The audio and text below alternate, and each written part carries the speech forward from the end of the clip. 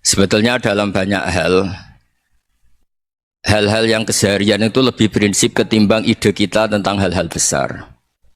Saya beri contoh, Allah itu Tuhan yang maha kuasa, yang menguasai alam raya ini. Kadang-kadang menjelaskan dirinya itu hanya alladzi at'amahu min ju'. Saya ini Tuhan yang memberi makan kamu saat Anda lapar, saat kalian lapar. Jadi untuk beriman kepada Tuhan yang Maha Esa, kepada Allah, kamu yakin yang memberi makan kamu itu Tuhan. Apapun kecewanya Anda terhadap tetangga, terhadap negara, terhadap mertua, terhadap istri, itu kecewa Anda tidak akan mati. Tapi kalau tidak makan itu mati. Sehingga Allah mensifati dirinya kadang pakai keseharian. Alladzi at'amahu min ju'. Tuhan itu siapa? Yang memberi makan kamu ketika lapar. Tapi kamu untuk syukur itu nunggu punya istri cantik, neriman, gampang diatur, membolehkan poligami. Terus 4 istri itu neriman semua, loyal semua. Itu sombong betul. Mau syukur saja kok repotnya seperti itu. Jadi mau syukur ya ada makanan dimakan. Itu kalau ngantuk ya tidur. Ayatnya wa min ayatihi manamukum billaili wan nahar. Maksud ayat Allah itu tidur. Nah, keangkuhan-keangkuhan ini yang menjadikan kita itu jadi repot hidup itu. Wong untuk syukur kok nunggu tadi. Mertua baik, tetangga baik, istri baik. Apa saja di sekelilingnya harus baik. Nah, keinginan berlebihan ini menjadikan kita lupa ada hal-hal yang paling kita butuhkan, yaitu oksigen. Kita boleh nempat di buminya Allah. Alladzi ja'ala lakumul ardo firasya. Bumi kamu tempati enak. Coba kalau gempa. Apa artinya istri 4 cantik semua kalau pas digoyang apa? Gempa. Apa artinya kamu jabat? Entah apa saja jabatannya. Kalau bumi likuifaksi, habis kamu. Kiai meskipun dai kondang umatnya jutaan, kalau likuifaksi di panggung hancur. Tapi nikmat-nikmat yang disebut Allah seperti ini kita kaji keseharian. Alladzi ja'ala lakumul ardo mahda. Allah itu yang menjadikan bumi dalulan yang mudah diinjak. Famshu fi manakibih, silahkan pakai jalan-jalan. Jadi saya termasuk benar-benar kiai Jawa.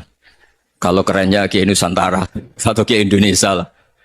Diajari bapak saya Kiai Haji Nur Salim, diajari Mbah Maimun. Itu Islam itu keseharian. Karena ketika Anda memilih hal-hal yang serius, itu tujuan utamanya nyari ridhonya Allah. Dan ridhonya Allah bisa kamu dapatkan sesuatu yang pasti benar.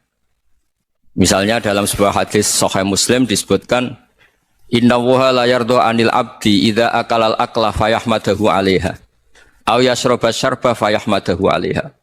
Itu redaksinya inna itu sesungguhnya, la yardo juga pakai lam taukid, juga maknanya sesungguhnya. Sungguh-sungguh Allah sangat ridho ketika seorang hamba itu makan ketika sesuap nasi dia muji Allah, ketika minum seteguk nasi dia muji Allah. Itu kalau orang diridhoni Allah itu wali betul. Itu untuk jadi wali itu gampang. Kamu makan ridho, kamu nginjak buminya Allah ridho seneng, kamu hidup keseharian aman seneng. Nah ini supaya sampean kita semua lah, kita semua ngaji betapa panduan Rasulullah untuk menggapai ridho Allah itu banyak yang keseharian sekali. Saking kesehariannya banyak dalam hadis dan itu sahih. Nabi menyebut hal-hal yang keseharian. Hatta ma tas'alu fi fimra'atika. Kamu punya uang, kemudian istri kamu bisa makan, itu ibadah. Bahkan sebagian ibadah itu dicontohkan Nabi yang akhirnya diprotes sahabat. Yaitu, wa fi buti ahadikum sodakoh. Kamu menggauli istri kamu itu ya sodakoh. Sampai sahabat bilang, yang benar ya Rasulullah. Ayati ahaduna syahwatahu wa huwa lahu ajrun. Masa urusan biologis, urusan syahwat, kemudian dia dapat pahala. Nabi menjawab, alai salawadu'aha fi haramin aka'ana alaihi wisrun. Bagaimana kalau dia meletakkan ke yang tidak benar, itu kan dosa. Nah, hal-hal seperti ini yang saya ingin teman-teman semua lah, semua. Saya juga agak ingin ngaji demi Anda juga agak ingin. Itu dosa sekali ngaji kok pesanan kelompok tertentu itu gak boleh. Islam itu untuk semua, jadi ya cuma karena di depan saya jenengan ya seakan-akan jenengan korbannya. Itu ada ilmunya dalam usul fikih itu. Jadi orang itu harus ngaji usul fikih. Nama yang disebut, mungkin Mas Sufyan masih ingat zaman ngaji usul fikih. Nama yang disebut itu tidak jaminan sebagai prioritas perintah. Jadi misalnya gini, kebetulan yang di depan Nabi itu Abu Dzar. Nabi ya bilang, ya Abu Dzarin ini uhibbuka misalnya, atau ya Mu'ad ini uhibbuka, atau ya Abu Hurairah ini uhibbuka misalnya. Banyak lah riwayat yang Nabi nyebut ya Abu Dzarrin, ya Mu'ad, ya Abu Hurairah. Kemudian misalnya Nabi meneruskan khitab, ini uhibbuka, saya mencintai kamu, fakul dubur sholatin, atau sebagian riwayat disebut fala tada'an la dubura kulli sholatin, Allahumma inni ala dzikrika wa syukrika wa husni ibadatik. Saya mencintai kamu, siapa saja, Mu'ad bisa, Abu Dzar bisa siapa. Saya mencintai kamu, mohon kalau habis sholat kamu jangan lupa wiridan Allahumma a'inni ala dzikrika wa syukrika wa husni ibadatik. Ya Allah, tolong kami permudah supaya mudah ingat engkau. Anda tidak bisa mentang-mentang, wong nama saya Parmin, nama saya Purnomo, itu yang diperintahkan Mu'ad misalnya. Jadi yang disebut satu, tapi khitab itu untuk siapa saja. Saya teruskan ya. Jadi saya mohon semua kita melakukan kebaikan itu, kalau dalam kaidah fikih disebut al yakin la yuzalu bisyak. Banyak kebaikan yang kebenarannya itu 100%. Tidak punya efek samping ke pihak lain, ke kelompok lain, ke komunitas lain. Yaitu tadi misalnya Anda makan dan itu murah sekali, hanya butuh satu piring. Setiap punyaan kamu muji Allah, setiap minum kamu muji Allah. Itu redaksinya Rasulullah SAW disebut Allah sangat ridho ketika seorang hamba makan kemudian dia memuji Allah, atau minum kemudian dia memuji Allah. Logikanya gampang, negara seperti ini yang kamu harapkan bentuknya kayak apa, mertua, ipar, komunitas, tetangga, itu nyata terjadi itu kan belum pasti. Sementara yang mesti terjadi adalah kamu butuh makan, kalau tidak mati. Butuh minum, kalau tidak mati. Butuh bumi yang nyaman ditempati, kalau tidak kita juga mati. Sebab itu Allah kalau menyebut nikmatnya itu hal-hal yang keseharian. Alladzi at'amahum minju. Allah itu siapa? Allah itu yang menciptakan kamu bisa makan. Tidak berlebihan. Allah itu yang menciptakan kondisi sosial itu ideal. Zaman Nabi itu ya ada orang munafik. Orang-orang pilihan Allah itu juga diuji orang sekelilingnya yang macam-macam. Semua diuji sesuai konteks zaman dan waktu. Nah, tapi ada ibadah-ibadah yang selalu disarankan Nabi. Sampai Nabi itu pernah ditanya, ayul Islam ya khairun ya Rasulullah, Islam terbaik itu gimana? Jawabannya Nabi itu unik, it'amut to'am. Islam terbaik itu ya makan-makan, jangan santai-santai. Ketika Allah menyebut beberapa kebaikan, falak tahamal aqobah, wa ma adrokan apa? Mal aqobah. Terusannya apa? Fakku rokobah. Terusannya apa? Au it'amun fiyaumin di masubah. Ya itu acara makan-makan itu juga Islam. Kenapa? Ya bayangkan kalau tidak ada makanan, kita mati kan? Kondisi sosial tidak ideal tuh Anda masih gak apa-apa. Tapi kalau Anda tidak makan, Anda tidak minum, kamu punya istri cerewet masih bisa hidup, punya mertua cerewet masih bisa hidup. Tapi kalau tidak makan bisa mati. Berarti penting mana istri sama makan? Penting mana? Makan. Semoga istri Anda dengar, nanti kamu disuruh makan tapi pulang deh. Itu kalau dibahasakan makan masih memahami. Penting mana nasi satu piring dengan istri. Nggak ada nasi mati, nggak ada istri belum mati. Penting mana? Ya, nggak berani jawab kan? Nah, ternyata Anda ada garang kan di depan istri.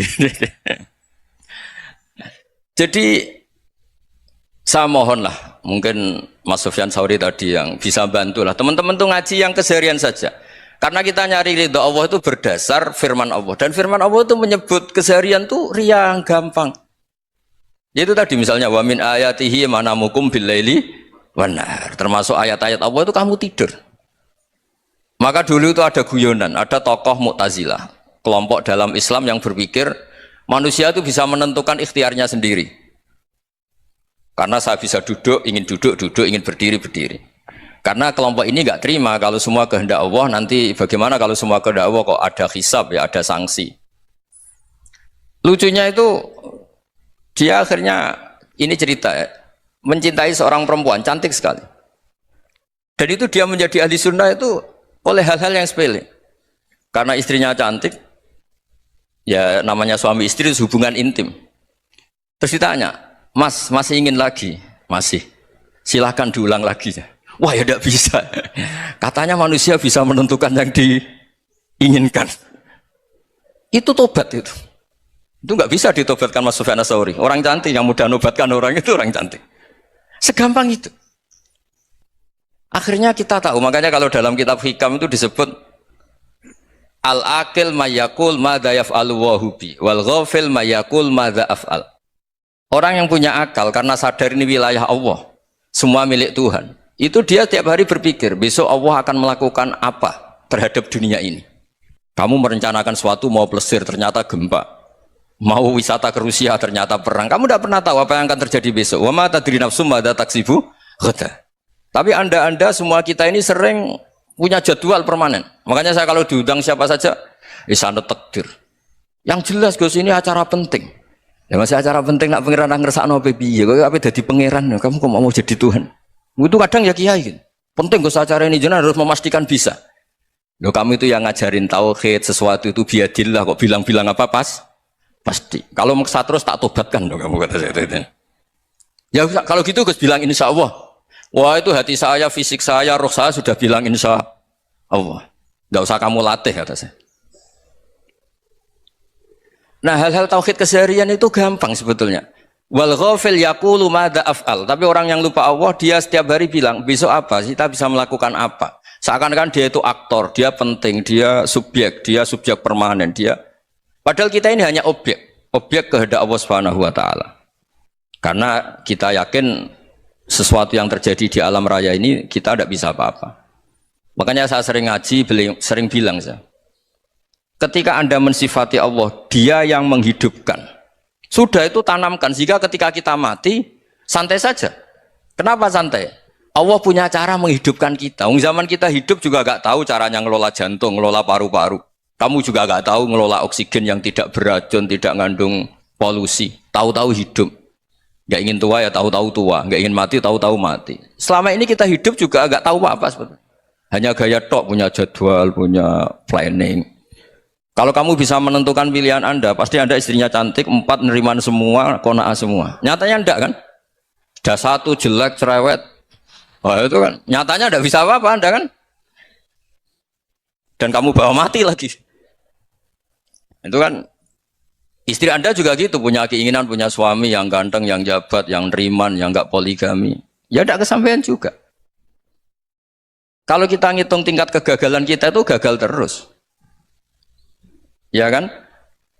Nah, terus ingat Allah, madza yaf'alu wa hubi. Orang yang punya akal selalu berpikir Allah itu menghendaki apa terhadap saya. Loh, sama-sama orang itu. Ngelihat orang yang serius, itu kata Anda itu pemikir berat, serius. Senang punya tokoh yang merengut karena kamu anggap serius. Tapi sebagian orang anggap orang yang serius itu wong merengut, wong masam, wong muka kok ditekuk. Jadi sama itu hati ya muqallibal qulub tsabbit qalbi ala dini, karena kita enggak tahu cara berpikir kita tentang orang lain, tentang sekeliling kita. Misalnya kita orang baik yang jenis ngrumat fakir miskin. Ada orang bangun masjid mewah itu janggal. Apa artinya masjid mewah kalau banyak orang kelaparan? Tapi kalau yang jenis pendidikan apa artinya masjid mewah kalau tidak bisa ngaji? Nanti yang jenis infrastruktur apa artinya ini kalau semuanya punya sudut pandang yang berbeda-beda. Dan Islam mengapresiasi semua kebaikan. Tapi katakan semua kebaikan itu adalah kehendak Allah Subhanahu wa taala. Karena apapun baik Anda itu pakai fasilitas yang diberikan oleh Allah Subhanahu wa taala. Sehingga ini yang disebut qulillah tsumma darhum fi khawdihim yal'abun. Ya kembali tadi ke tema-tema bahwa keseharian Anda ini sudah Islami. Saat Anda tidak bisa melakukan apa saja. Saya sering ada jenazah, biasanya kalau tetangga meninggal saya sering disuruh ngelepas. Saya bilang orang ini baik karena sering ngelamun di rumah, sering nganggur di rumah. Ditanya sama anaknya, kenapa Gus nganggur baik? Ya kalau dia nganggur artinya juga agak berbuat sesuatu yang maksiat kan? Ya kan? Orang nganggur di rumahnya ya tidak bunuh orang, tidak maling, tidak korupsi. Ya namanya nganggur di rumah. Lah cuma istri cara pandang nganggur gak menghasilkan uang gitu. Tapi juga gak menghasilkan kriminal kan? Jadi sebenarnya Islam itu makanya kalau sampai ngaji usul fikih itu ada kitab usul fikih namanya Lubul Usul, itu terkenal sekali di pesantren itu. Itu kalau ngapresiasi keseharian itu luar biasa. Izma min mubahin illa wa yatahaqqaqu bihi tarku haramimma. Karena keseharian yang mubah saat Anda lakukan itu ada kehebatan yang luar biasa, yaitu meninggalkan haram. Makanya dulu banyak orang-orang alim ketemu temannya itu guyon sampai semalaman. Itu biasanya yang semangat Islam itu kiai kok udah tahajud, kiai kok udah witir. Orang yang sedang mapan uangnya banyak, malam itu udah kelayaban itu sudah luar biasa. Melawan nafsu supaya tidak maksiat itu sudah luar biasa. Supaya lupa guyon sama temannya semalaman sampai subuh. Gejlok-gejlokan ngenang zaman miskin, zaman kuliah nggak jelas, zaman apa. Melihatnya jangan tarkut tahajud. Seperti ini meninggalkan tahajud, tapi meninggalkannya ini talkul muharramat. Jadi kayak apa hebatnya? Sehingga Imam Ghazali punya riwayat yang agak unik. Hatta takuna ibadatu akhiri hadil ummah iku an-naum. Sehingga suatu saat ibadah terbaik umat ini itu tidur. Itu kan riwayat kontroversi. Ketika Imam Ghazali ditanya, kenapa iya? Kenapa kamu mulai keluar dari rumah itu sudah banyak maksiat? Melihat perempuan yang enggak mahram, melihat fenomena. Tapi kalau kamu tidur itu enggak melihat apa-apa. Tapi juga kamu jangan menganggap tidur itu ibadah betul. Saatnya melakukan fardu ain malah masih tidur. Tapi itu sudut pandang yang menjadikan kita Islam itu gampang. Jadi saat Anda tidak bisa aktivitas apa-apa, misalnya ada beberapa orang yang lumpuh. Lumpuh itu memang nggak bisa Jumatan, nggak bisa ibadah, tapi dia juga nggak bisa maksiat. Tidur itu memang Anda saat itu tidak bisa tahajud, tidak bisa witir, tapi saat itu ada zina, ada maling, tidak gosipkan orang, tidak bully orang, tidak menanamkan kebencian, tidak hasud. Sehingga tidur menurut Allah Ta'ala wa min ayatihi manamukum billaili apa? Wanahar. Karena di tidur itu selain ada unsur istirahat, jaga kestamina, juga ada unsur meninggalkan beberapa keburukan. Nah saya mohon ibadah yang keseharian ini kita jaga. Supaya kita semua baca ayat itu fasih. Fasih itu tertanam di hati. Allah itu siapa? Alladzi at'amahum min ju'i wa amanahum min khauf. Dan Allah kalau cerita di Quran itu anna subabnal ma'a subba thumma syaqaqnal ardha wa syaqqa fa ambatna fiha habba wa inaba wa qadba wa zaituna wa nakhla wa hada'iqa hulba. Kamu tahu saya ini siapa, kata Allah. Saya ini adalah Tuhan yang menurunkan air, kemudian ada tanaman banyak. Habba wa inaba wa qadba, ada zaitun, ada tin, kalau orang Jawa mungkin ada tela, ada padi, ada mangga, ada pisang. Sudah. Wa inaba wa zaituna wa nakhla wa hada'iqa hulba. Ada perkebunan yang lebat. Tujuannya apa? Mata Allahkum, silahkan kamu pakai, kamu nikmati. Tapi karena kadang kita ini punya ide-ide besar. Tadi untuk syukur saja nunggu punya istri riman, rumah baik, tetangga baik, komunitas baik, semuanya baik baru syukur. Lama-lama nanti ada di surga, syukurnya nunggu surga paling kelas A. Itu sudah ada yang menghuni Rasulullah, kamu nggak boleh di situ. Masa untuk syukur saja? Repotnya Masya Allah. Jadi mohonlah Quran yang kalau Anda hafalkan juz amma itu kan ada ayat-ayat yang kayak tadi. Ya, fal yang dzuril insanu ila ta'ami. Coba lihat apa yang kamu makan ya. Dari mana? Dan untuk mempertahankan hidup kamu keseharian. Jadi jangan kira ibadah itu harus membentuk komunitas yang versi Anda. Ibadah itu harus hal yang mulu-mulu. Kesehariannya Anda alami. Loh ini saya tidak bikin-bikin. Saya ngaji bukan karena berdasar pesanan. Itu ayat yang saya baca kan betul ada ayatnya kan. Fal yang dzuril insanu ila ta'ami. Anna sobabnal ma'a sobba. Thumma syaqaqnal ardo syaqqa. Fa'ambasna fiha habba wa inabau wa qadba wa zaituna wa nakhla wa hada'iqa khulba. Terusannya apa? Mata'al lakum. Silakan kamu nikmati. Mata itu silakan kamu nikmati. Ya kayak sampean dikasih hidangan ya makan. Ya sudah makan. Habis makan ya minum. Habis itu ngantuk ya tidur. Ya sudah normal-normal saja. Kayak apa indahnya Islam. Tapi Anda mencari Islam yang gimana lagi? Nah itu yang diajarkan guru-guru kita, diajarkan sanad kita sampai Wali Songo, sampai Rasulullah SAW. Bahwa pada akhirnya ada jihad, ada perang. Itu dulu memang perang, bukan membunuh, beda. Dulu kita dijajah Belanda ya perang, dan itu normal karena kita dijajah. Jadi ketika orang lain ingin baik sama kita, wa in ahadum minal musyrikin astajaroka ya fa'ajirhu hatta yasma'a kalam Allah. Kalau mereka ingin baik ya kita baik. Makanya ada istilah musta'man, mu'ahad. Kalau mereka ingin damai, berdampingan dengan kemajmukan ya itu yang lebih baik. Karena memang Islam menghormati proses perdamaian. Wa in janahu nawa lissalmi ya fajnah lah. Kalau ingin damai ya kita harus damai. Jadi andai kan dulu Belanda datang ke Indonesia kok minta besanan gitu. Ya mungkin kita juga seneng karena memperbaiki hidung kan kalau kita besanan gitu. Nah tapi wong jajah dulu itu kan masalah kan? Apa? Masalah kan? Jadi saya mohon ya, jadi apa Makanya saya tadi minta sama Bapak Kadensus kemarin juga pernah main ke saya. Jangan sering ketemu saya ini sudah uzlah, saya ini sudah mau daftar jadi resi. Saya itu kemarin di Muktamar juga agak datang, acara di Jogja juga sudah. Karena memang keluarga saya dulu itu bahasa saya, bapaknya bapak saya itu gak keluar rumah itu puluhan tahun. Memang punya adat uzlah. Ya makanya ngaji saya ngaji aja yang gampang-gampang aja, yang nggak orderan, yang nggak pesenan ngaji aja dulu yang gampang. Saya ikhlas, yakin betul saya ikhlas. Ikhlas itu menurut saya itu roh. Orang nggak ikhlas menurut saya itu orang aneh. Ikhlas itu gampang, sudah saya bilang. Kalau kamu yakin ilmu itu milik Allah, ngasihkan juga ikhlas itu milik Allah. Apa sih yang kamu punyai sehingga kamu udah ikhlas? Uang milik Allah, energi kita milik Allah, bumi milik Allah. Kemudian kamu merasa memiliki. Merasa memiliki itu kalau dalam ilmu tasawuf sudah kesalahan kan. Bagaimana Anda punya? Coba tahu-tahu tanah itu kok milik Anda. Karena saya beli, Gus. Saya beli dari orang, dari Zaid. Padahal yang asli punya itu Allah. Apa benar kamu pernah beli sama Allah? Zaid ini pemilik nisbi, pemilik yang enggak sebenarnya kan? Ya enggak? Yang benar-benar pemilik itu Allah. Kok kamu ngerasa itu bumi kamu itu atas nama apa? Coba. Milik kan harus beli atau dikasih. Enggak semua kan?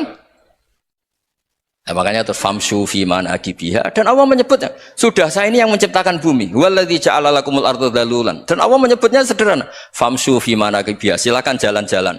Terusannya apa? Wa kulu mirizki, silakan makan-makan. Jadi Islam itu yes. Ya, makanya kiai-kiai itu ada acara makan, sampai ada guyonan fikuli makanin makan di setiap tempat ya. Makan. Nggih ngoten guys, pokoknya sing gampang-gampang mawon nggih. Wis nggih Mas Sufyan nggih sing gampang-gampang mawon nggih. Assalamualaikum warahmatullahi wabarakatuh.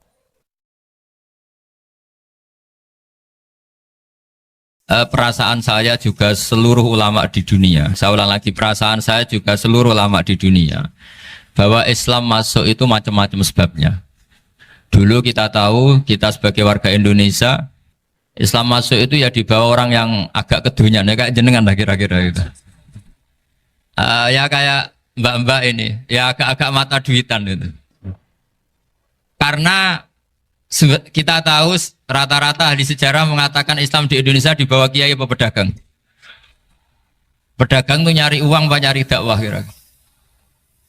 Ya semoga Anda mirip-mirip seperti itu. Ya jadi nyari uang karena ada nurani Islam sehingga tetap saja membawa Islam. Saya tidak tahu Islam Anda ala apa, tidak tahu. Pokoknya mau ngaji ya berarti Islam ala ahli sunnah apa?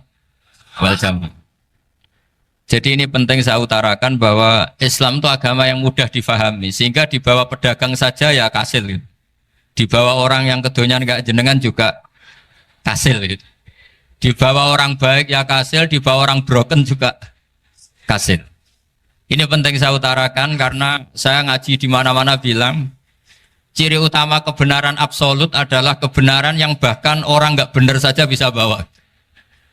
Tapi bukan berarti saya dukung Anda tidak benar, kan sudah tidak benar dulu sebelum kenal saya. Tapi nggak apa-apa, nggak benarnya umat Islam insya Allah dimaafkan sama Allah Subhanahu wa Ta'ala. Ya asal tobat maksudnya.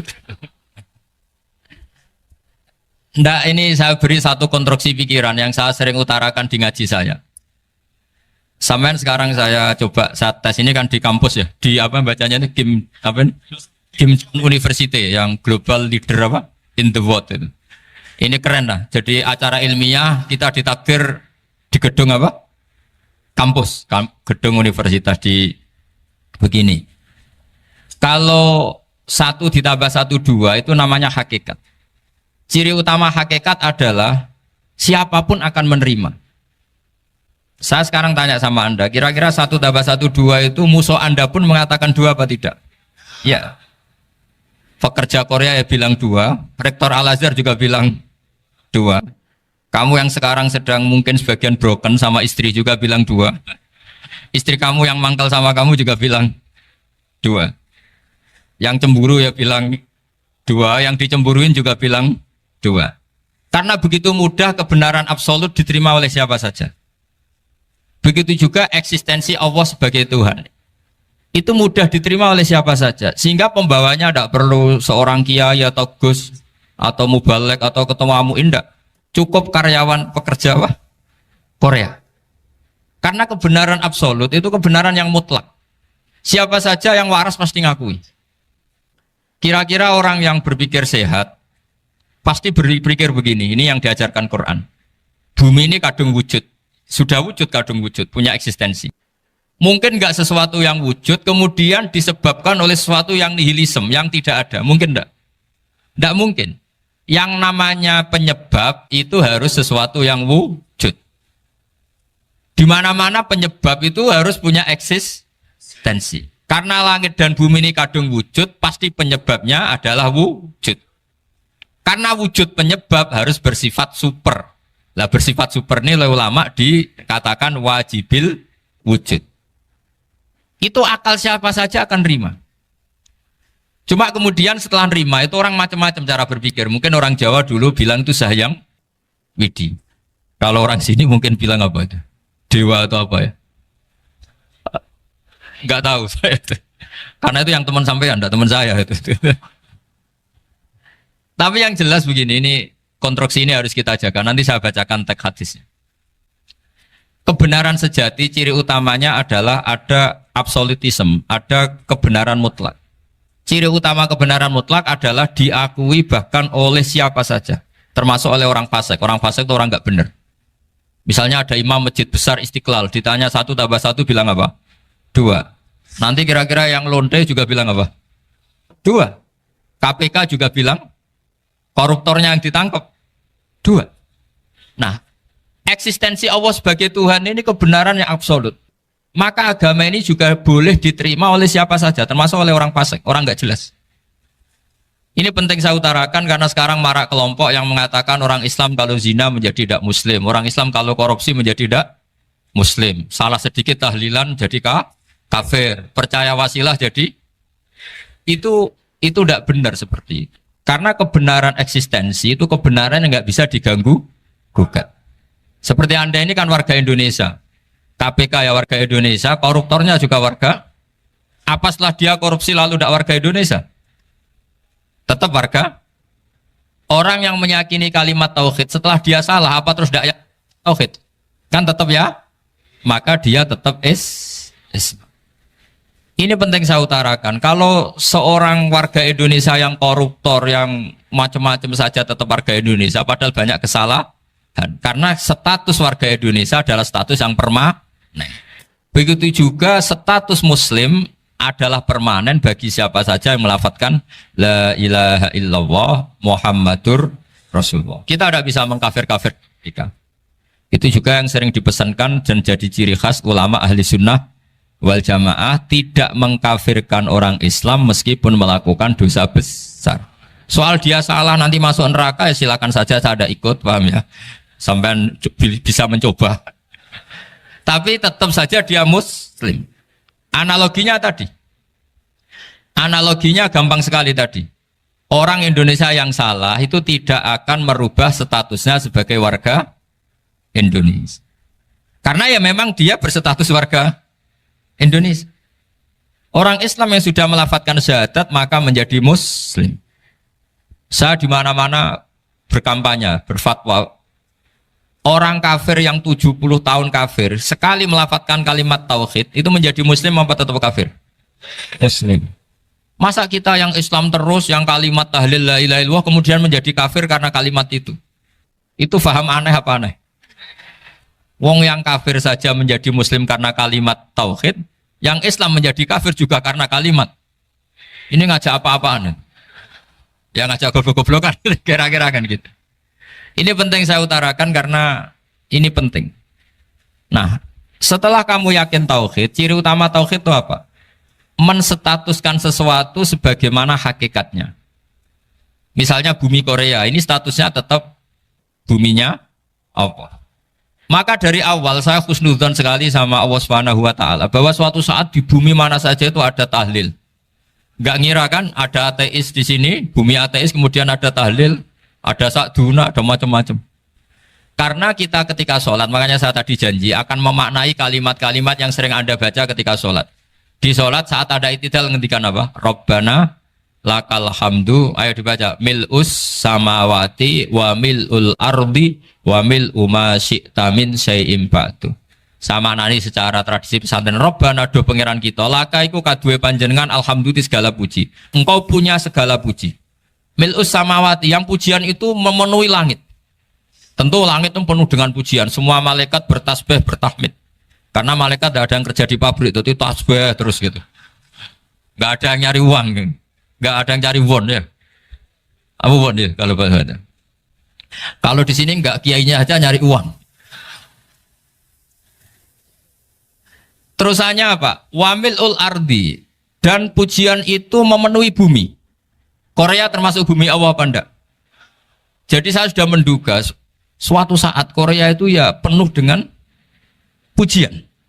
Dan ini betul. Siapa yang ngira kalau di bumi Korea ada yang hafal lagu Sakduna itu?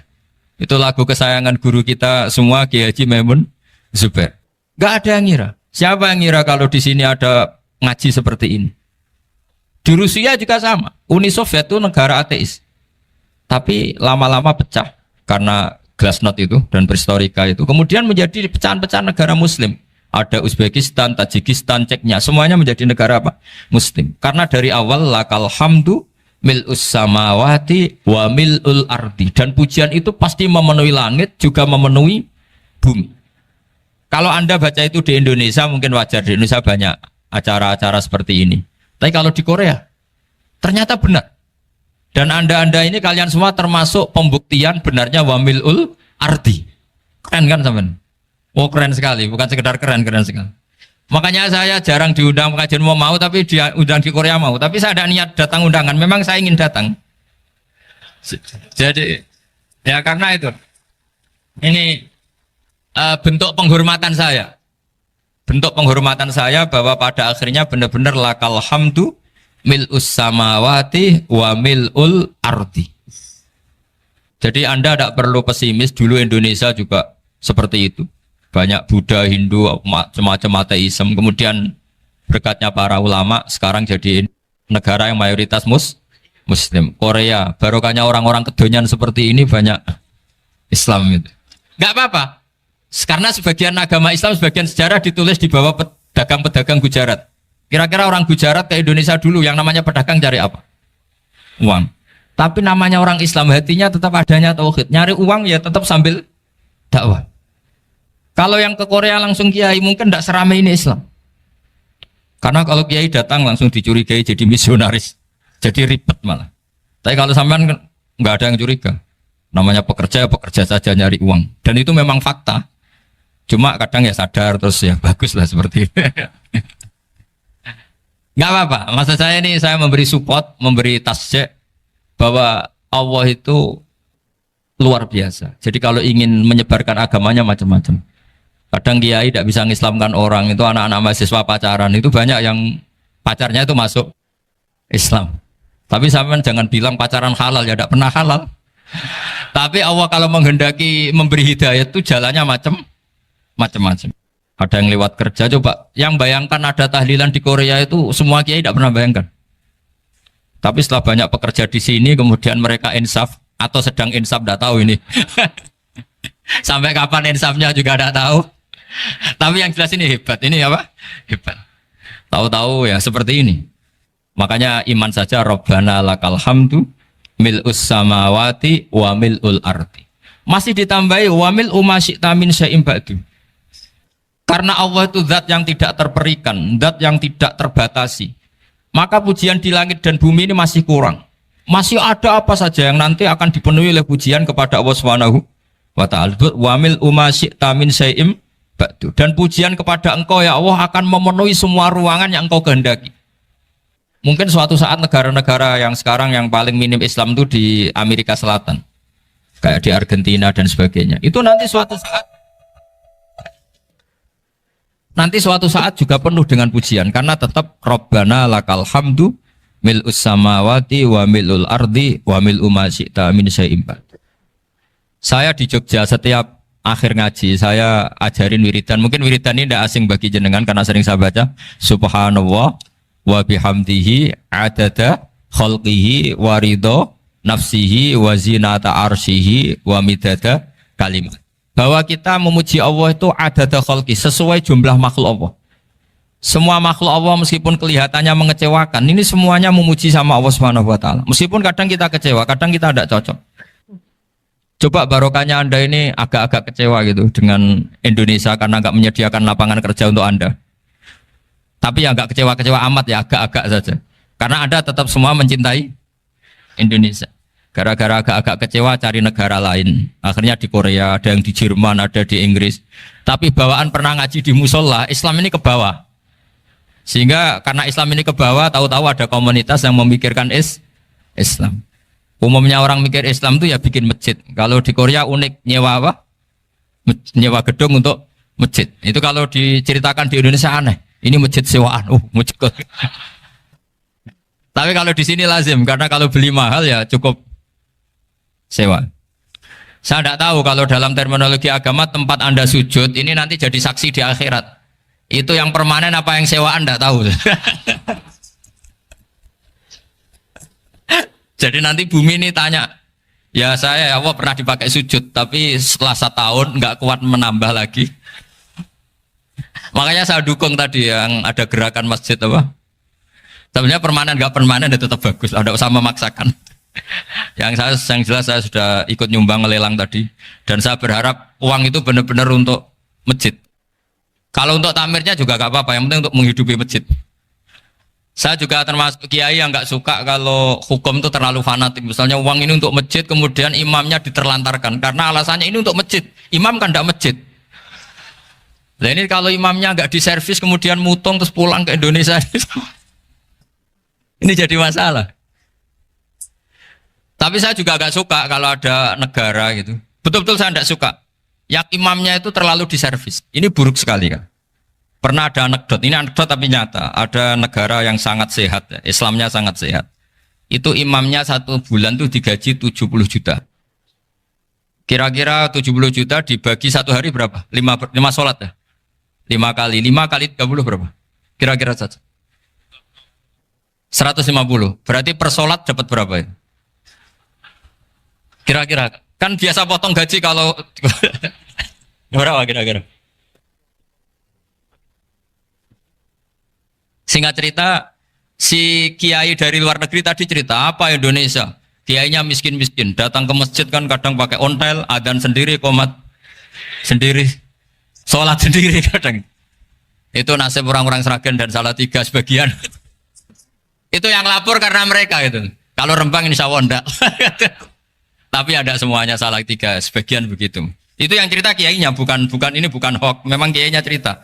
Nasib kiai di Salatiga Gus katanya. Itu digojlok. Tapi tetap sholat.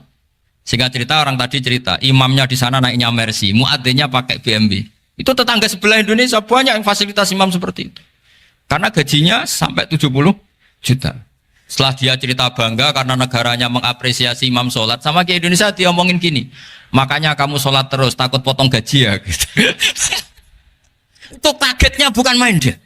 Dikira itu satu sifat kelebihan negaranya, ternyata buruk sekali karena imam sholat karena takut potongan gaji. Akhirnya kiai Indonesia bangga, alhamdulillah kita sholat tambah gaji. Dan tetap sholat. Keren mana yang digaji sama Anda? Ini yang di atas ini banyak calon imam. Tidak keren mana imam yang digaji sama Anda? Keren yang enggak. Tapi kalau pertanyaannya dibalik, keren mana jamaah yang peduli imamnya sama yang enggak peduli? Jadi jawabannya harus tetap seperti itu. Imamnya keren yang ikhlas. Tapi jamaahnya keren yang peduli imamnya. Jelas ini ya fatwa saya ya. Gimana? Imamnya baik yang ikhlas, tapi jamaahnya baik yang peduli nasibnya. Tapi sekali imam dari awal gak ikhlas itu harus di PHK. Itu bahaya bagi agama kalau awalnya sudah ada ikhlas. Karena nanti setelah habis subuh terus dihitung. Wong setahu saya sholat terus kok kenapa gajinya tinggal segini? Ya, setahu saya sholat terus kok gajinya tinggal segini. Terus nanti takmirnya bilang, kemarin duhur Pak Yai tidak ngimamin, kemarin asar tidak ngimamin. Terus dihitung, bisa enggak agama akan berjalan seperti itu? Enggak kan? Ya makanya pertanyaannya tadi, suka atau punya imam ikhlas? Suka. Tapi imamnya juga suka kalau jamaahnya peduli. Ini penting. Jadi saya mensupport Anda, mensupport kalian semua bahwa agama ini akan diurus oleh Allah Subhanahu wa taala. Makanya Sayyidina Umar radhiyallahu anhu kalau disuruh mikir agama itu tidak mau. Tidak mau betul deh. Ketika Umar jadi khalifah itu puncak keemasan masa Islam. Semuanya stabil, semuanya hebat. Sampai Irak, Iran zaman itu Persia masih. Semuanya Mesir. Itu semuanya ikut Islam. Ketika Islam pada puncaknya, yang dikhawatirkan oleh masyarakat adalah begini. Lalu setelah Umar itu bagaimana? Islam setelah dipimpin orang yang tangguh, yang kuat, yang waroi, yang zuhud. Lalu setelah Umar itu gimana? Tapi Umar disuruh mikir gak mau. Sampai setiap Abdullah bin Umar jalan-jalan di kampung-kampung itu abahnya dianggap pecundang. Tahu sampean pecundang? Orang yang gak tanggung jawab. Karena orang-orang bilang gini, ya Abdullah bin Umar, bagaimana pendapat Anda kalau ada penggembala kambing di tengah hutan atau di tengah padang rumput, kemudian dia ninggal gelanggang kambingnya. Kamu anggap penggembala ini gimana? Oh itu penggembala yang dolim itu. Pasti kalau kambing ditinggal ya kacau. Apalagi ini umatur Rasulullah Shallallahu Alaihi Wasallam. Ini abah kamu tidak pernah wasiat, tidak pernah ngatur suksesi. Lalu Islam setelah dia bagaimana? Suruh dia ngomong penggantinya siapa? Karena beliau sudah sepuh harus ada suksesi. Akhirnya Abdullah bin Umar lapor ke Umar. Ini gimana abah orang mengkomplain begini. Apa kata Umar? Agama itu beda dengan kambing katanya. Agama itu milik Allah Subhanahu. Mbok saya pikir, tidak saya pikir tetap jalan. Nah ini terbukti. Jangan ulama ya ndak, mufti ya ndak, tapi bisa menjalankan agama. Kalau agama sampean pikir malah rusak. Sudah pokoknya lakukan saja, tidak usah dipikir. Akhirnya betul. Karena agama ini milik Allah. Soal kita serius memikirkannya itu karena khidmah, karena kita ingin berbakti pada agama. Tapi Anda tidak boleh berpikir kalau agama ini butuh pemikiran Anda. Beda loh ya. Kita khidmah agama serius karena kita ingin mengkhidmai agama. Tapi agama ini tidak pernah butuh kita. Karena agama ini akan diurus oleh Allah Subhanahu. Coba pas sampean kecil, orang jilbaban di Indonesia itu banyak apa banyak sekarang? Banyak sekarang. Kiainya mutu orang dulu apa mutu orang sekarang? Tapi perkembangan Islam itu ramai sekarang apa ramai dulu? Ramai sekarang. Islam menyebar di seluruh dunia itu zaman Wali Songo, zaman sampean keren mana? Keren sekarang. Kualitas solehnya sampean sama Wali Songo? Wali Songo. Ini betul.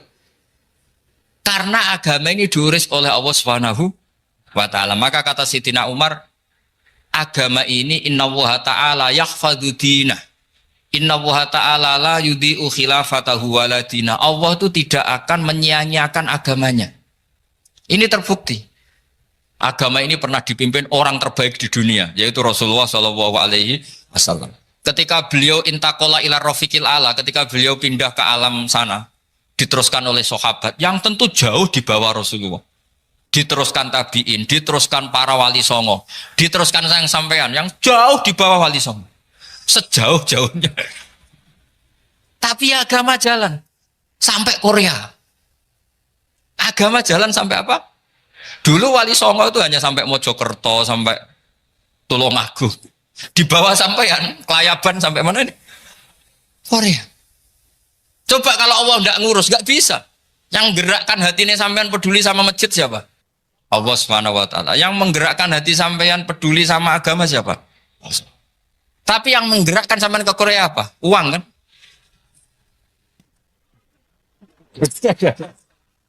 Enggak, enggak apa-apa, jujur saja, jujur ya, ada. Santai aja. Ini bagian dari keramatnya jenengan. Niatnya agak bener tapi dibenerin Allah di sini. Dari awal niatnya kan uang gitu. Tapi setelah di Korea dibenerin Allah. Mbok ingat agama gitu. Keren kan? Makanya yang syukur sama Allah Subhanahu wa taala. Yang bisa hanya Allah taala. Makanya dalam dunia kiai selalu baca apa? Alhamdulillah alladzi hadana li hadza wa ma kunna linahtadiya laula an hadana Allah. Alhamdulillah kita diberi hidayat seperti ini. Kalau tidak Allah tidak bisa. Sudah mata duitan, kadang istri ngomel, mertua tidak percaya. Sudah setengah-setengah broken gini saya tahu sampai ke Korea itu karena broken pas saking sayangnya keluarga. Potensinya hanya dua. Dibela-belain kerja demi keluarga atau agak broken maka ke sini. Tapi apapun potensi itu tetap baik. Itu takdir sudah, itu takdir tidak usah dibicarakan. Semua itu apa? Karena orang kalau sedang rukun ya tidak mau tukaran, kalau sedang tukaran ya tidak mau rukun. Itu sudah semuanya takdir. Kata bapak saya dulu kalau ada orang mau jualan tanah, Pak Yai tanah saya mau saya jual. Ini gimana padahal ini tanah warisan. Kata bapak, nak waya adol ya adol. Memang ini saatnya jual ya jual saja. Nanti kalau kaya saatnya beli ya beli saja. Karena kalau sudah saatnya jual mau beli ya nggak mungkin kan? Mau memang saatnya jual. Kalau sudah kaya kan nggak mungkin jual tanah. Saatnya beli. Maka semoga masalah di keluarga sampean ya masalah musiman. Maksudnya yang tukarannya ini musiman, yang rukunnya permanen. Jangan tukarannya permanen, rukunnya musiman. Setelah melihat yang lebih cantik, katut babon, nggak tahu saya nggak tahu. Nah ini semoga katut masjid ini bagian dari kafaroh sampean itu. Jadi kafaroh kesalahan-kesalahan di sampean. Ini penting saya utarakan karena agama itu beda. Agama ini diurus oleh Allah Subhanahu. Jadi kita mengerahkan pemikiran itu bukan karena kita akan menyelamatkan agama ini, tidak. Agama ini diselamatkan oleh Allah Subhanahu wa taala. Coba kayak apa Uni Soviet kuatnya itu. Mengkooptasi supaya orang semuanya ateis, semuanya komunis. Itu 100 tahun Uni Soviet begitu. Tapi orang-orang Uzbek, Ceknya, Tajikistan tetap ngajari anak-anaknya tauhid. Itu ada yang cerita itu sampai mengajarkan tauhid itu di bawah tanah, di basement. Tapi Allah menghendaki Rusia itu Uni Soviet jatuh. Ketika jatuh, negara-negara ini langsung menjadi negara Islam, yaitu Uzbek, Tajikistan, Ceknya. Mungkin nggak mereka langsung menjadi negara Islam, andai kan saat menjadi Uni Soviet benar-benar menjadi ateis. Nggak mungkin kan? Karena saat dikooptasi Uni Soviet, akidah mereka tetap tauhid. Cuma nggak berani muncul. Artinya apa? Uni Soviet nggak bisa menghabisi Islam. Kurang kerennya Uni Soviet zaman itu. Bisa nggak menghabisi Islam? Nggak bisa. Donald Trump dulu termasuk Islamfobia, tapi setelah dia anti-Islam malah orang Amerika demo supaya memperhatikan Islam. Nggak bisa. Makanya Korea pun nggak bisa menghabisi Islam. Kalau sampean menghabisi Islam sendiri bisa, karena terus nggak mau sholat, nggak mau zakat itu sampai. Tapi sampean tahu yang Islamnya habis, Islam tetap baik-baik saja. Makanya ini penting saya utarakan supaya kamu pede bahwa agama ini pernah dibawa orang yang pedagang. Ya soal ada sebagian pendakwah yang ikhlas ya banyak, tapi sejarah yang gampang kita lihat adalah Islam itu dibawa oleh apa? Pedagang Gujarat, pedagang India. Nggak apa-apa, sejarah itu meskipun sebagian menentang nggak apa-apa, tapi sejarah itu tetap ada. Pasti sebagiannya memang seperti itu, dan itu tidak masalah. Saya ulang lagi, itu tidak masalah. Coba dulu pemain bola kalau di Inggris itu kalau mau sholat susahnya bukan main. Apalagi kalau mau puasa. Kalau di sini kerja puasa katanya mati lu kalau apa? Puasa. Kalau mau sholat katanya dicari mana ini berhalanya kok. Kata orang-orang ateis kan gitu, dicarikan patungnya kali ini sholat kok gak ada patungnya ini gimana ini. Ya ngalamin gitu. Tapi Allah Maha Kuasa. Banyak investor mana itu Dubai atau Qatar yang tertarik investasi di dunia bola. Kayak Sulaiman Al-Fahim makanya beli Manchester City. Itu sekarang pelatihnya negara orang sholat gak berani, bahkan di tengah stadion dibangunkan masjid.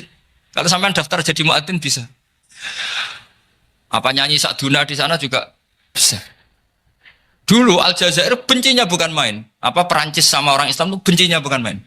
Barokahnya Zidane pemain bola dan juara dunia, terus Zidane turunan Aljazair. Akhirnya orang Perancis itu mencintai Islam, itu barokahnya sepak bola. Allah punya sekian cara untuk mengenalkan Islam. Di Prancis dikenalkan lewat pemain sepak bola. Nah di Korea ini yang agak unik, dikenalkan lewat pecinta wong. Saya jamin ini tidak apa-apa, sudah tidak apa-apa, sudah aman. Jamin aman. Pokoknya alhamdulillahilladzi hadana lihada wa ma kunna linahtadiya laula an hadana. Karena agama ini dibawa oleh Allah Subhanahu wa taala, yang menjaga juga Allah Subhanahu wa taala. Sama tidak usah khawatir. Kalau ada kelompok tertentu yang mengkhawatirkan Islam, sekarang Islam bahaya gini-gini, itu kurang roja, itu kurang optimis itu. Harapannya sama Allah tipis, harus ngaji lagi. Agama ini limangka nayarjuwa hawal yaumal akhir. Agama ini bagi yang terus-menerus berpengharapan kepada Allah Subhanahu wa taala. Agama ini limangka nayarjuwa, coba bahasa Arabnya roja yarju rojaan. Maknanya harapan. Jadi agama ini bagi yang selalu berpengharapan, bukan yang pesimis, bukan yang hati kecil, apalagi yang tukang putus asa. Coba agama ini begitu luar biasa, dibawa orang yang macam-macam. Tadi di Perancis dibawa oleh pemain apa? Bola. Ada masjid di Inggris itu ya dibawa mahasiswa-mahasiswa itu yang dulu sebagian yang nggak pernah ngaji, setelah di Inggris bikin komunitas pengajian. Di Korea dibawa di pecinta apa? Tapi lama-lama cinta Tuhan. Karena ya memang sebenarnya sudah cinta Tuhan. Cuma ya cara cinta ini nunggu punya uang Ya sudah, alhamdulillah seperti ini sudah luar biasa sudah. Insya Allah diterima oleh Allah Subhanahu wa taala. Saya selalu berharap semoga ini tetap satu bukti bahwa Allah itu harus kita sembah di mana-mana. Karena tadi Allah akan selalu Rabbana lakal hamdu mil'us samawati wa mil'ul ardi wa mil'u ma syi'ta min syai'in ba'du. Bahwa pujian kepada Allah akan selalu memenuhi langit dan memenuhi bumi. Bumi Korea termasuk buminya Allah. Makanya pegangan yang saya minta sama pengurus untuk di-share adalah Dawai Rasulullah Shallallahu Alaihi Wasallam. Mungkin nanti panitia harus menge-share itu. Ini Musnad Ahmad, riwayat dari Imam Ahmad. Al-Bilad bila dua. Sudah punya? Nanti di-share ya yang gitu. Al-biladu bila dua. Bahwa negara hakikatnya adalah negara Allah. Wal ibad ibadullah. Semua hamba hakikatnya adalah hamba. Di hadis itu fahaitsuma asabta khairan fa'akim. Kapan saja kamu menemukan kebaikan di tempat Anda berdomisili, fa'akim. Kamu enggak apa-apa di situ. Kamu di sini dapat uang, dapat masjid, dapat sewa masjid. Enggak tahu sewa apa permanen, pokoknya itu bagus gitu. Buminya dirayu, bumi meskipun ini enggak permanen, tapi tetap jadi saksi loh ya. Harus ada kompromi ini. Karena kalau dengar orang Indonesia jadi aneh, masjid kok nyewoi. Tapi aneh di Indonesia, ada aneh di sini, sampean tenang saja. Tentu malaikat pencatat di sini juga sudah tahu kalau sebagian masjid itu sewaan. Jadi ya ada iskal-iskal amat lah, sudah. Enggak janggal-janggal amat karena kondisional Jadi saya nanti minta panitia supaya menge-share tadi hadis riwayat siapa? Imam Ahmad bin Hambal yang diriwayatkan oleh salah satu minal asroh al-mubasyarina bil jannah, yaitu Zubair bin Awam. Nabi ngendikan al-biladu biladullah, negara mana saja adalah negara Allah. Wal ibad ibadullah, semua hamba adalah hambanya Allah. Fahaitsuma asabta khairan, di mana saja kamu mendapatkan kebaikan, fa'akim, kamu tidak apa-apa berdomisili di situ. Ya saya mohon ini penting sekali. Pokoknya saya mohon kalimat tauhid ini dijaga. Karena kalimat tauhid ini kata semua ulama kasyajaratin thayyibatin asluha tsabitu wa far'uha fis sama. Dan kalimat tauhid ini pasti tu'ti ukulaha kullahinim bi'izni rabbiha. Kalimat tauhid yang dibawa umat Islam seluruh dunia. Meskipun dia orang fasik, orang enggak benar, tetap tu'ti ukulaha kullahinim bi'izni rabbiha. Kalimat ini akan membawa berkah bagi orang yang dihinggapi atau didomisili ini umat Islam. Coba sebagian nanti orang Korea menjadi Muslim itu karena di sini ada komunitas pekerja Muslim, kemudian menyisakan atharul Islam, jejak-jejak Islam. Enggak apa-apa. Pasti kalimat ini tu'ti ukulaha kullahinim bi'izni rabbiha. Jadi kalimat tauhid adalah kalimat yang kata Allah tu'ti ukulaha kullahinim bi'izni rabbiha. Anda tidak usah khawatir bahwa apa yang Anda lakukan apapun kecilnya akan ditulis oleh Allah Subhanahu wa taala. Kata Allah wa naktubu ma qaddamu wa atharahum. Di mana di surat Yasin itu? Inna nahnu nuhyil mauta wa naktubu ma qaddamu wa atharahum. Saya bisa menghidupkan orang mati dan semua amal kalian saya tulis, kata Allah. Wa atharahum, dan jejak-jejak yang pernah kalian lakukan juga ditulis. Sebetulnya dalam banyak hal-hal yang keseharian itu lebih prinsip ketimbang ide kita tentang hal-hal besar. Saya beri contoh, Allah itu Tuhan yang maha kuasa, yang menguasai alam raya ini. Kadang-kadang menjelaskan dirinya itu hanya alladzi at'amahum min ju'. Saya ini Tuhan yang memberi makan kamu saat Anda lapar, saat kalian lapar. Jadi untuk beriman kepada Tuhan yang Maha Esa, kepada Allah, kamu yakin yang memberi makan kamu itu Tuhan. Apapun kecewanya Anda terhadap tetangga, terhadap negara, terhadap mertua, terhadap istri, itu kecewa Anda tidak akan mati. Tapi kalau tidak makan itu mati. Sehingga Allah mensifati dirinya kadang pakai keseharian. Alladzi at'amahum min ju'. Tuhan itu siapa? Yang memberi makan kamu ketika lapar. Tapi kamu untuk syukur itu nunggu punya istri cantik, neriman, gampang diatur, membolehkan poligami. Terus 4 istri itu neriman semua, loyal semua. Itu sombong betul. Mau syukur saja kok repotnya seperti itu. Jadi mau syukur ya ada makanan dimakan. Itu kalau ngantuk ya tidur. Ayatnya wa min ayatihi manamukum billaili wan nahar. Maksud ayat Allah itu tidur. Nah, keangkuhan-keangkuhan ini yang menjadikan kita itu jadi repot hidup. Wong untuk syukur kok nunggu tadi. Mertua baik, tetangga baik, istri baik. Apa saja di sekelilingnya harus baik. Nah, keinginan berlebihan ini menjadikan kita lupa ada hal-hal yang paling kita butuhkan, yaitu oksigen. Kita boleh nempat di buminya Allah. Alladzi ja'ala lakumul ardo firasya. Bumi kamu tempati enak. Coba kalau gempa. Apa artinya istri 4 cantik semua kalau pas digoyang apa? Gempa. Apa artinya kamu jabat? Entah apa saja jabatannya. Kalau bumi likuifaksi, habis kamu. Kiai meskipun dai kondang umatnya jutaan, kalau likuifaksi di panggung hancur. Tapi nikmat-nikmat yang disebut Allah seperti